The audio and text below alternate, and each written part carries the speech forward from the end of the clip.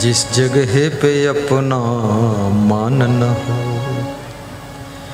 उस जगह पे जाना ना चाहिए। बेटी कितनी सुंदर हो घर घर में घुमाना ना चाहिए। पत्नी कितनी प्यारी हो हर बात बताना ना चाहिए। और दिल में दुख कितना ज्यादा हो पर सबसे कहना ना चाहिए। पर सबसे कहना ना चाहिए। जिस जगह पे अपना मान न हो उस जगह पे जाना ना चाहिए। लेकिन ये भी याद रखना, अपमान वाले कार्य भी मत कीजिए। जहां जाइए वहां का नियम पालन कीजिए। घरों के भी नियम होते हैं, गृहस्थों के भी नियम होते हैं, रिश्तेदारों में भी नियम होते हैं, संतों में भी नियम होते हैं, सत्संग मंडप में भी नियम होते हैं। अब तुम नियम का उल्लंघन करोगे, गलतियां करोगे तो आपका अपमान कोई दूसरा नहीं कर रहा है, आपका अपमान आपकी आदतें और आपकी गलतियां करा रही है। इसलिए उसको भी छोड़िए। कहीं सत्संग में आप गए, वहां पान तंबाकू खाकर थूके और फिर कहें कि उन्होंने कहा यहां से उठ के बाहर जाइए, मेरा अपमान किया। नहीं, आपके पान तंबाकू ने आपको बाहर किया। इतनी सभ्यता तो सीखो। हमें उस ग्रेड में रहना भी चाहिए। सम्मान के योग्य भी बनो। फालतू सम्मान की ख्वाहिश करने वाले लोग जहां जाते हैं वहीं उनको लगता है कि हमारा अपमान हो रहा। गुलाब के फूल बनोगे, हर व्यक्ति तुमको गेंदा के फूल की अपेक्षा संभाल कर रखे। बबूल के कांटे बनोगे और गुलाब के फूलों का स्थान ढूंढोगे, कभी मिलने वाला नहीं। इसलिए अपना ग्रेड बढ़ाइए, अपनी योग्यता बढ़ाइए, अपना लेवल बढ़ाइए। खाम खां किसी को सम्मान नहीं मिलता है। आज मैं सोच रहा था, 35 साल से मैं साधना कर रहा हूँ, तपस्या कर रहा हूँ। 35 साल से मेरा संन्यास है। 21 साल की उम्र में संत हुआ था। बहुत से भक्त लोग हमको शुरू से जानते हैं। कुछ लोग 30-25 साल से जानते हैं। कुछ लोग आज जान पाए। बड़ी लंबी यात्रा ये तपस्या की हुई। भरोसा जीतने में भी टाइम लगता है। अब लोगों को विश्वास हो गया कि असंग देव जो महात्मा हैं वास्तव में पक्के हैं। 35 साल देख लिया, क्योंकि साधु पर भी संदेह होता है, ये कितने दिन साधु रहेगा, फिर कोई ना कोई साधुनी लेकर भागेगा।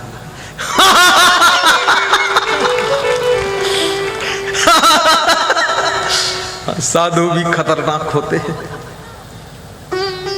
पर 35 साल की लंबी यात्रा देख करके लोगों को भरोसा हो गया। और वास्तव में जिसका मन कहीं आकर्षित ना हो, जिसका मन किसी भी दुनिया के आकर्षण में खिंचाव ना हो, जिसको कोई नशा भी फंसा ना सके और जिसको दुनिया का कोई रूप सौंदर्य भी रिझा न सके, वह व्यक्ति स्थित प्रज्ञ होता है। और वह व्यक्ति सारी जाति पाति मत मजहब से ऊपर उठ जाता है और वो नर के रूप में नारायण होता है, पुरुष के रूप में पुरुषोत्तम होता है, वो महिला नारी के रूप में नारायणी होती है। बोलिए सतगुरु भगवान की जय। भगवान के क्या गुण होते हैं? उन गुणों को भी याद करो।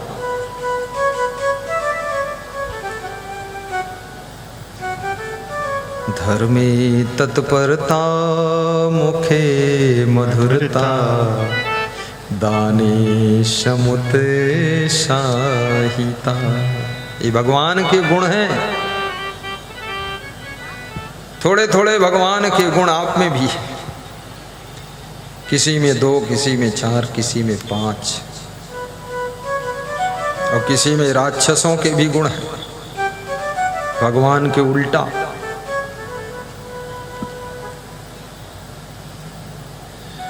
राक्षसी प्रवृत्ति।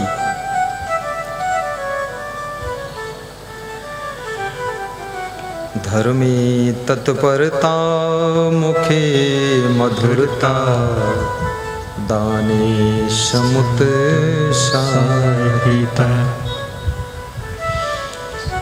गुरो विनयता, चित्तैत गंभीरता, मित्रे अवंचकता। ये भगवत गुण हैं। राम में जो गुण थे, आचार्य शुचिता, गुणे रसिकता, शास्त्रे सुविज्ञात्रता, रूपे सुंदरता, शिवे भजनता, त्वयिमस्ति वैराग्यवा। जो धर्म के कार्यों को करने के लिए तत्पर रहता है, ये भगवत गुण है। भगवान कभी कभी भगवत कार्य तुम्हारे हाथों से कराता है।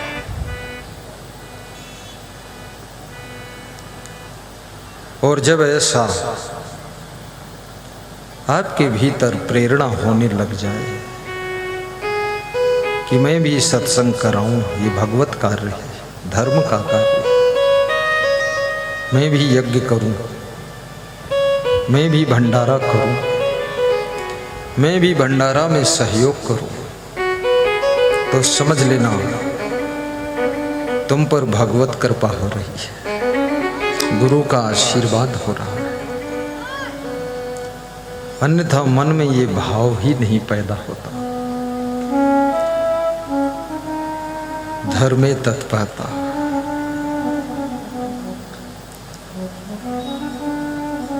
जब जब हो ही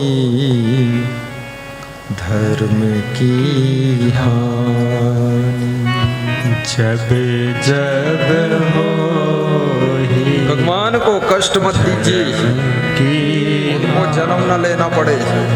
धर्म को हनन मत करो, धर्म का नुकसान मत करो। धर्म मिटने लग जाता है। तब रामायण कहती है कि भगवान फिर अवतार लेते, नर के रूप में आते। राम का रूप भी तो नर का रूप था, कृष्ण का रूप भी नर का रूप था। कृष्ण यादव परिवार में आए थे और राम क्षत्रिय परिवार में आए थे, परशुराम ब्राह्मण परिवार में आए थे। भगवान अलग अलग ग्रुप में आता है, जिसमें ज्यादा गड़बड़ी उसी में आता है। सुधारता है कि हो सकता है हमको अपनी जाति का मानकर ही लोग सुधर जाए, इसलिए भगवान बहुत रूप धारण करके आ जाते हैं। जब जब हो ही धर्म की हानि। धर्म, आप हिंदू धर्म में हैं, यहाँ टोटल हिंदू धर्म बैठा हुआ है। हो सकता कोई इस्लाम धर्म का भी भाई जान आया हो सकता कोई सिख धर्म से भी आया हो, तो मुझे दिख नहीं रहा है, क्योंकि वेशभूषा भी ईसाई धर्म से भी कोई बैठा हो छिप करके। कबीर की वाणी, राम की रामायण, श्री कृष्ण की गीता किसी एक विशेष मजहब के लिए नहीं है, किसी एक जाति के लिए नहीं, संपूर्ण मानव समाज के उद्धार के लिए।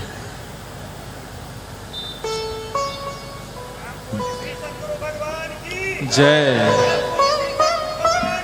जय जय जय जय जय जय। हमारे महान भक्त श्री सुरेश चंद्र यादव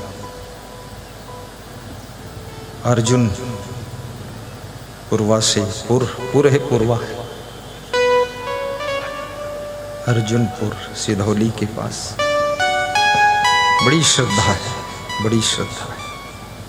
जय बोला है और एक दान पात्र भी लेकर उनकी पत्नी संगीता देवी आई है।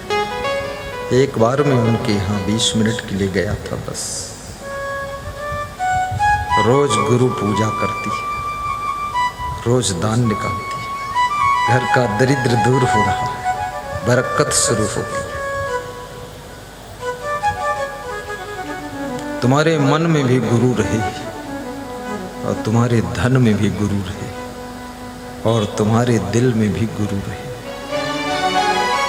हमारे संत जी गाते हैं, गुरु मेरी जन्नत, गुरु मेरी पूजा। क्या बताते हैं, थोड़ा गा दो। गुरु मेरी जन्नत।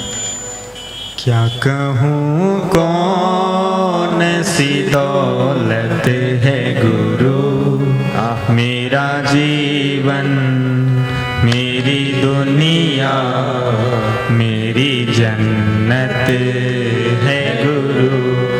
क्या कहूँ कौन सी दौलत है गुरु, मेरा जीवन मेरी दुनिया मेरी जन्नत है गुरु। बनाया इसने जीवन सारा, बनाया इसने जीवन सारा। रोम रोम में इनका ही साया, रोम रोम में इनका ही साया। साया ही नहीं काया है मेरी, साया ही नहीं काया है मेरी। उपकार है इनका श्वासों पर, मेरी पूजा मेरी बरकत है गुरु। मेरा जीवन मेरी दुनिया मेरी जन्नत है गुरु। क्या कहूँ कौन सी दौलत है गुरु, मेरा जीवन मेरी दुनिया मेरी जन्नत है गुरु। बहुत सुंदर। बोलिए सद्गुरु भगवान की जय। जब जब हो ही धर्म की हानि, बढ़ई असुर अधम अभिमान। जब जब हो ही धर्म की हानि। पितृधर्म, मातृधर्म, माँ का क्या धर्म होता है। कितनी स्त्रियां माँ तो बन जाती हैं, माँ के धर्म का ज्ञान ही नहीं है, अज्ञान वश माँ बन गई। कितने लोग पिता बन गए लेकिन पिता का धर्म क्या होता है ज्ञान नहीं है। शराब पी रहे, ताश खेल रहे, जुआ खेल रहे, ये पिता का धर्म नहीं। अब तुम किसी संतान के पिता बन चुके हो, तुम्हारी जिम्मेदारियां बढ़ चुकी हैं। अब कई जिंदगी आपके शरण में है। अब कृपया अपने पितृ धर्म को याद करो। अभी तक जो चंचलता तुम कर रहे थे अब छोड़ दीजिए, मात्र धर्म याद करो। अब तुम जगत जननी बन गई हो, जगदम्बा हो, अम्बा हो, रंभा हो। अब अपने पावन मुख से गालियां भी मत बको। अपने पति के साथ में भी मर्यादित व्यवहार करो, क्योंकि आपके बच्चे भी देख रहे हैं, सीख रहे हैं, संस्कार ले रहे हैं। हे मां, नौ दुर्गा पूजन का समय चल रहा है। दुर्गा माता की गांव गांव में, गली गली में जय जयकार हो रही है। आप भी मां हो, अपनी महिमा को याद करो। बच्चों को अच्छे अच्छे संस्कार दो।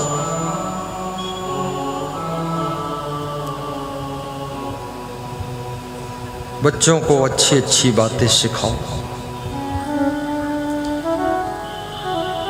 पत्नी का भी धर्म होता है, इसलिए उसे धर्म पत्नी कहते हैं। अब तो धर्म पत्नी बहुत कम लोग कहते हैं। अब बहुत से लोग कहते श्रीमती, मतलब मती माने बुद्धि और श्री माने सिर्री। इसकी बुद्धि सिर्री, पागल पागल बुद्धि की है श्रीमती। और फिर कितने लोग कहते हैं मैडम। मैं तो समझता नहीं, डमाडम मैडम ये सब की। और बहुत बड़े शहरों में चले जाओ तो मेम साहब, वो बकरी में करती हो, मेम साहब। हमारे प्राचीन शब्दों में बहुत बड़ी जान थी। शब्दों की शक्ति को समझो। भगवान श्री राम से कोई पूछता था, ये कौन है आपकी? वो कहते थे, ये मेरी भार्या है। धर्मपत्नी शब्द बहुत अच्छा है। और ये मेरे पति हैं, ये भी कहना अच्छा है। अब पति भी बहुत कम कहती हैं स्त्रियां, कहती हैं ये मेरे हस्बैंड हैं। हस्बैंड। जब पत्नी कहे हंस तो हंस, जब कहे बैंड तो बंद हो जाओ।